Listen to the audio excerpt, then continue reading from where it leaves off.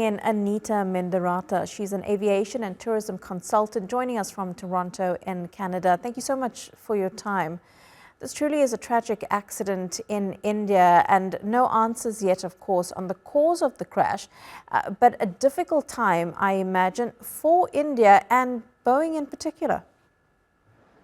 It is indeed. And I think what's really important about what you're saying is that we're getting information, but it's about accurate information, information that has been verified.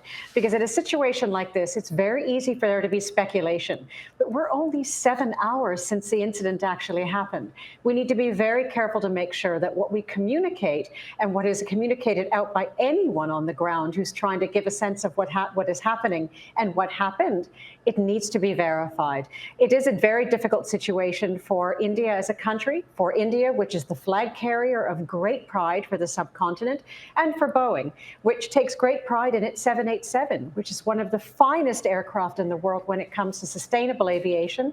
It's never had an incident like this, and Air India purchased ultimately 200 new 787s only 2 years ago, which is a remarkable statement of confidence that Air India has in this aircraft and the manufacturer. It is a statement of confidence, as you say, but what is the impact now on Boeing? Because the immediate aftermath, even as you say, it's just been a few hours, Boeing shares have already dropped 5%. Indeed, and that's a natural response because, again, this tragedy, it hits us all quite at a visceral level. As you, myself, everyone who we talk to, Joel, who's at Gatwick at the moment, we're all linked to aviation. We're all passengers. And so when people see something like this happening to an airline and an airline manufacturer, immediately there's going to be a financial impact. So it's not a surprise. The question is how rapidly there can be recovery of the value of Boeing. And this is where leadership is going to be very important.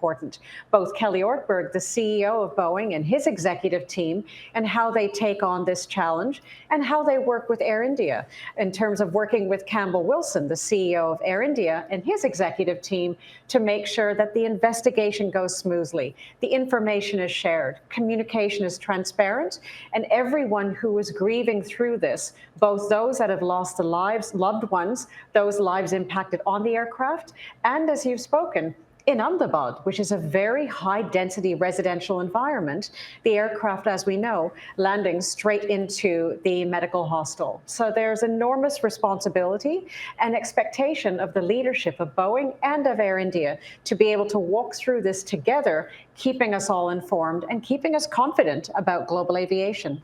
Anita, as somebody who does consult with these large brands, both airlines, airline manufacturers, what advice would you be giving to Boeing in particular at this time?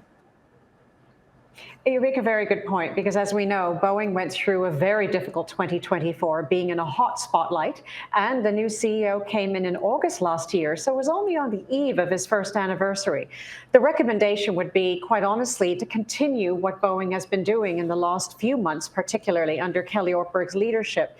Continue to communicate, be available, be accessible, be audible, be honest, be transparent, and be present for the people who need to have the reassurance that Boeing is taking this seriously, not only at a technical level, but at a cultural level, and stepping forward to work with Air India, work with the Indian government, with, as we've seen, other international organizations and nations that are sending through people to assist with the investigation.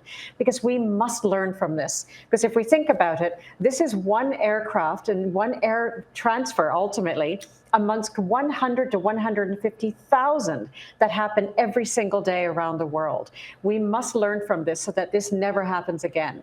But critical to this is recognizing in these first hours and days, we must be sure that information that is communicated is absolutely proven to be true. So there's no speculation, there's no distraction, and there's no movement away of our focus from those lives that have been lost and those that are being impacted, both, again, linked to the flight and linked to Ahmedabad.